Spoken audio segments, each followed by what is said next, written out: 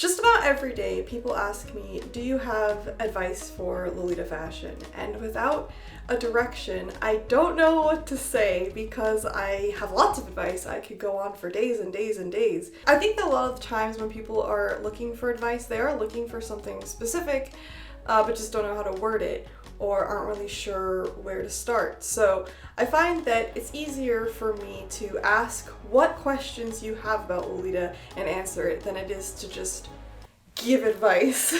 Maybe these questions are some things that you've wondered about or questioned yourself, so it could help you. I asked on Instagram what oddly specific questions you have about Lolita, and I got so many responses. I have so much content to make. But first question, what's the easiest way to decorate your walls without leaving any damage? With Mix Tiles, of course, today's sponsor. It's really easy to order from Mix Tiles. You just have to upload the photos that you would like to have tiles made of. I connected my Instagram account and just chose photos from there. With Mix Tiles, you have your photos printed in a way that you can directly hang them. You don't have to worry about getting frames. They're really lightweight, like foam squishy material, and the way that you hang them is just by peeling this really simple adhesive strip and then pressing it in place. You can lift the tile at any time and move them around, which was great for me because I could not hang them straight. I can't do anything straight. So I had to lift them a couple different times and adjust them, but this is also good if you like to change up your space a lot. Like this for me is a very ever-changing set, so I would like to move them around for different videos and stuff, which is really convenient. You can re-stick them multiple times. This is also great if you live in an apartment and your landlord doesn't want you nailing in nails to the wall. You can stick them on, and then when you move, remove them and bring them with you. I tried hanging these mixed tiles on different surfaces, including just plain old painted walls, wood paneling, as well as brick, and I'm really surprised that they stood up to the test on all of them. They were able to be mounted on each surface. Mixed Tiles sent me 20 mixed tiles, but I kind of like having them in clusters here and there or just individually in different spaces. It's up to you how you decide to decorate with them. I really liked the idea of having these as gifts. I had a bunch of them made of my friend Crawler for him to give to his friends and family. And then I also had ones of me and my mom. I got 2 of these so that I can have them here and then she can have some in her home as well. I also got some of myself, which kind of feels weird, but I didn't actually hang these ones. The reason I got ones of myself is because I actually want to give 4 of these away to you if you want to hang them, and I will sign them for you and write a little message. If you are interested in that, here is how you can enter this giveaway. Thank you so much, Mixed Tiles, for sponsoring today's video. I just realized in this picture I'm standing right here.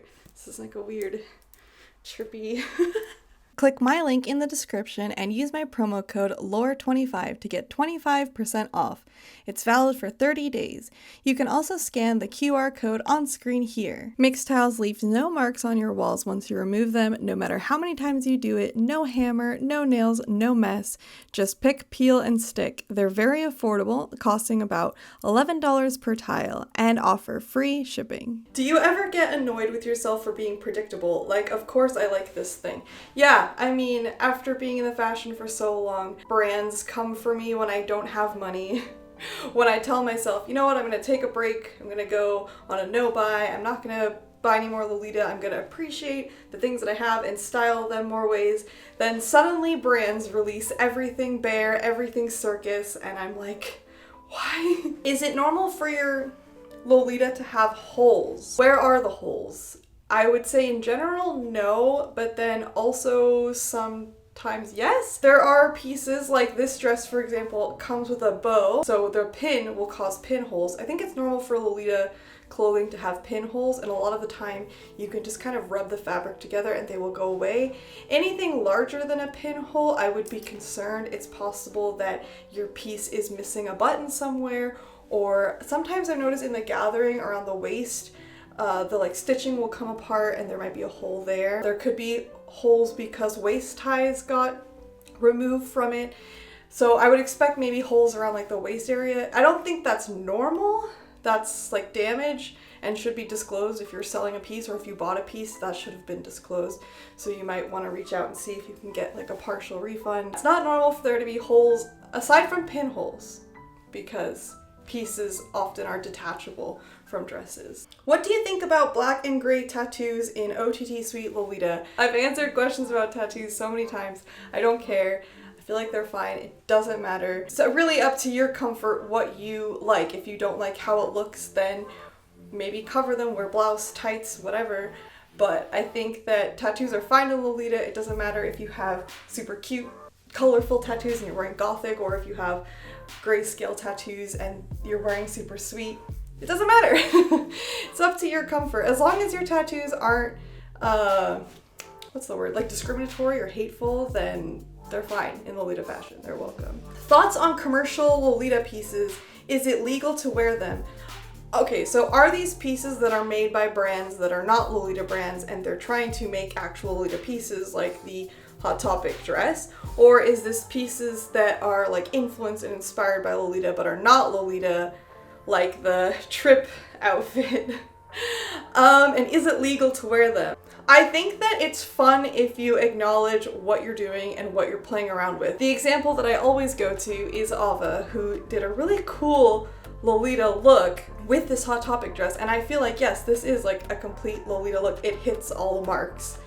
To me, that is Lolita. To someone else, maybe not, but I think that it's fine to do this, and I think that it is very challenging, and it does kind of require a base knowledge and understanding of Lolita fashion and coordinating. The whole trip thing and other styles like that where it's not really Lolita at all, but they're using the term Lolita, or they just have lace in it.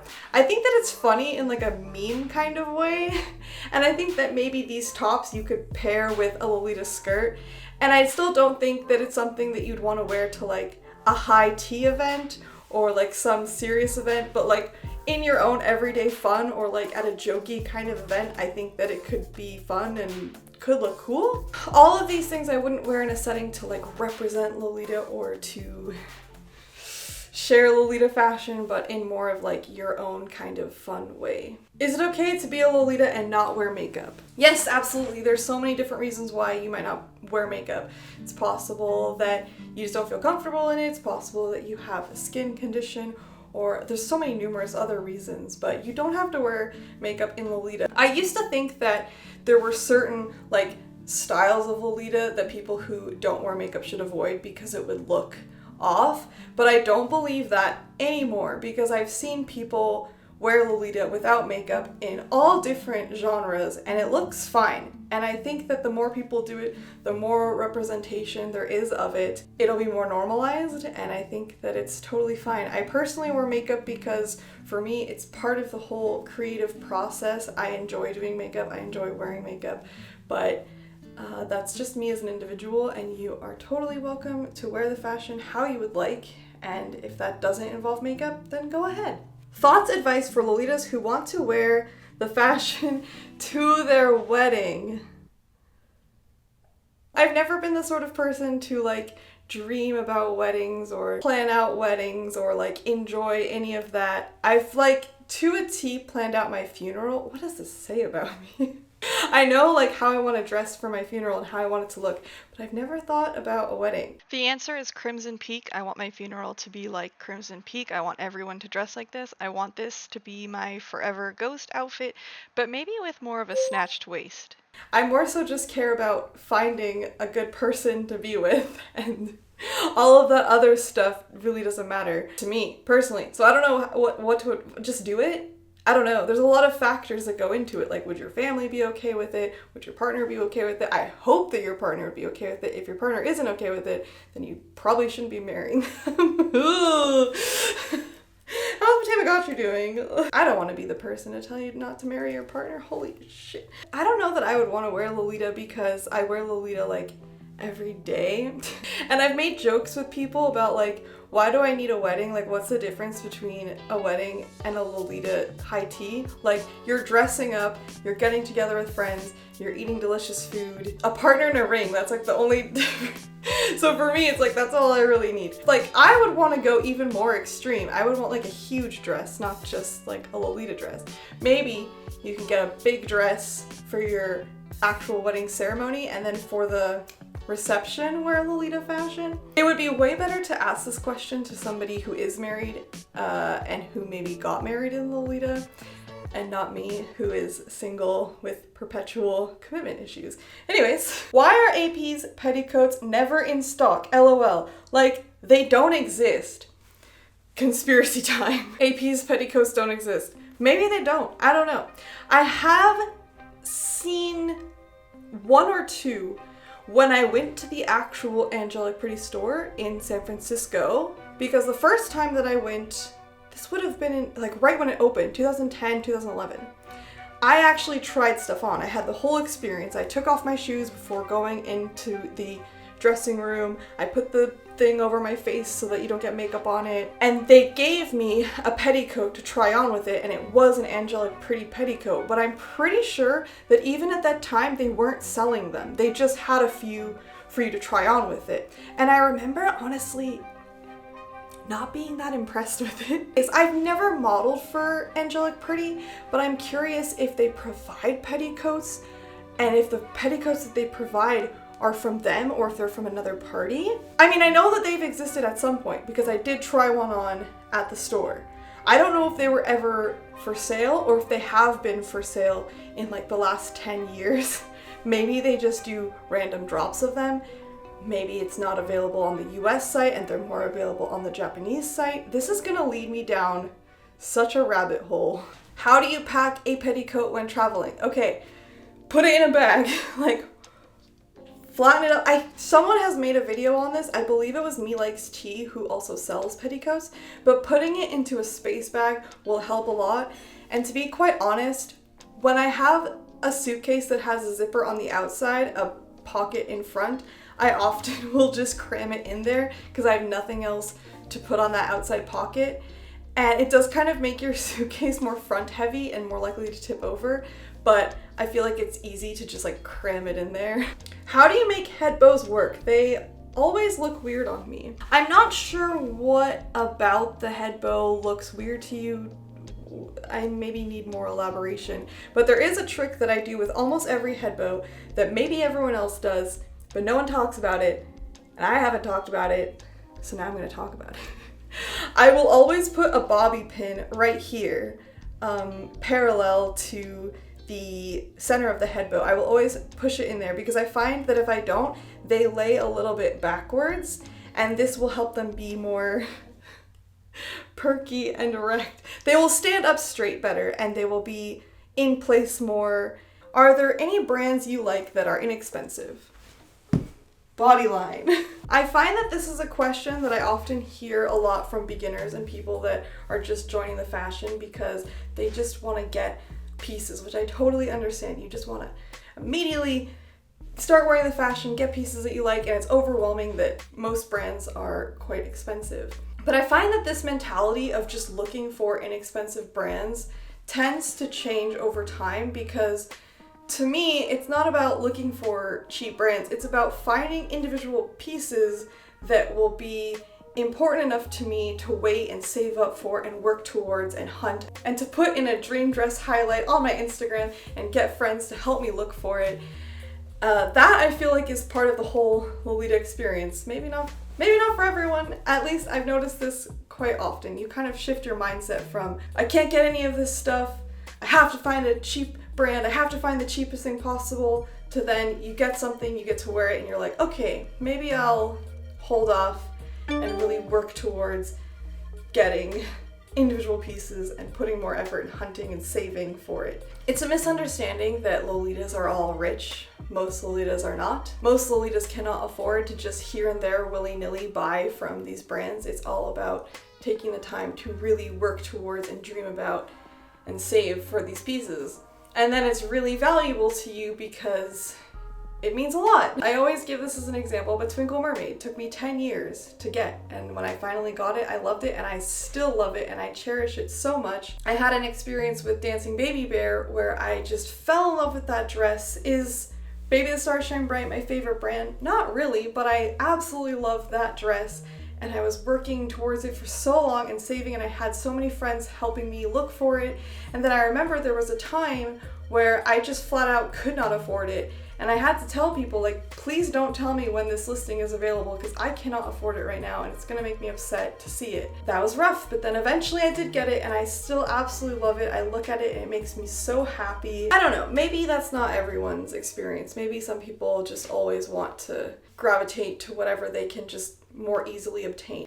Is a dress or skirt that isn't real Lolita but can be styled to look like it Ida? No.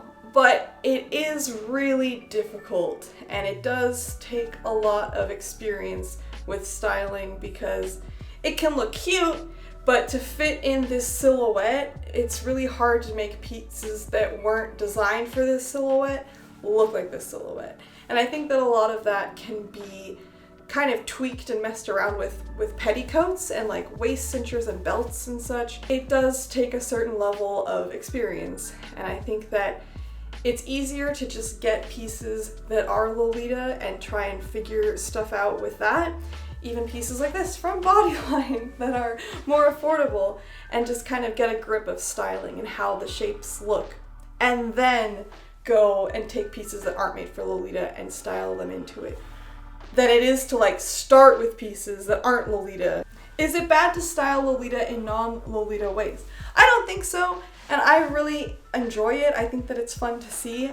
For me, it's hard because this structure has been ingrained in my mind so much so that when I try to change it, I feel like pieces are missing. I can't disconnect myself enough to do it. And so when people do it and it looks complete, even if it's not Lolita, that really impresses me. What am I tired of seeing in Lolita? This is gonna probably get me in trouble and get a target put out on me. But I'm tired of seeing coordinates that exist entirely of a brand set. When a brand releases a set and then people make an outfit that's like, the socks are from the set, the tights are from the set, the dress is from the set, the blouse is from the set, the matching headpiece, matching accessories, matching jewelry. To me, that's just really boring. And it just says, okay, you have a lot of money and a good shopping service. Everyone's motivations in Lolita fashion is different, and for me it's never been about like collecting all of the brand stuff. It's been about the creativity. It's been about styling things in different ways. So I'm not saying that you shouldn't buy a complete set. Do it. Wear that coordinate. Do it up. Wear everything matching. But then after you've done that coordinate, try something else and try mixing those pieces with other things. I'm always impressed when people tell me, oh, this headband is actually from this other print, but I'm wearing it with this print. Like, that to me is so cool. Or I think it's really cool when someone makes their own accessories and adds it to a coordinate, or makes props with it, or makes head pieces, or even if someone commissions an artist to make those pieces. Like, you don't have to have all of the creative skills. You can support another artist to make it and add it to it, and it's still more fun to me than just copy paste. But you know, that's just my own opinion. That's just what I take from Lolita. I know that there are people that it's more interesting to them to like have, it's like a more collectors driven. The problem is when I say things like this, now forever people are gonna bump into me at events and be like, oh, is it bad that I'm wearing the matching headpiece? No, it's not bad. It's fine. I just hope that you also try more ways to wear it and explore different options. And I think that it's a little bit hypocritical of me too, because I definitely have some pieces in my wardrobe that I only style one way, and I want to branch out and style more. And I think that maybe that's why I'm tired of seeing it, is because to me it just feels like, oh, I need to do more. I hope this answered some of your questions. Let me know if there's anything else that you're wondering about in Lolita fashion, anything that's keeping you from wearing it, any questions you have, concerns. It might help me think about different things for myself and for others. And as always, stay lovely.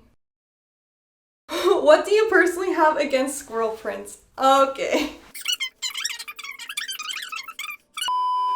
Yeah, I think that this story is going to be too long and too detailed for YouTube, so maybe this will go on Patreon.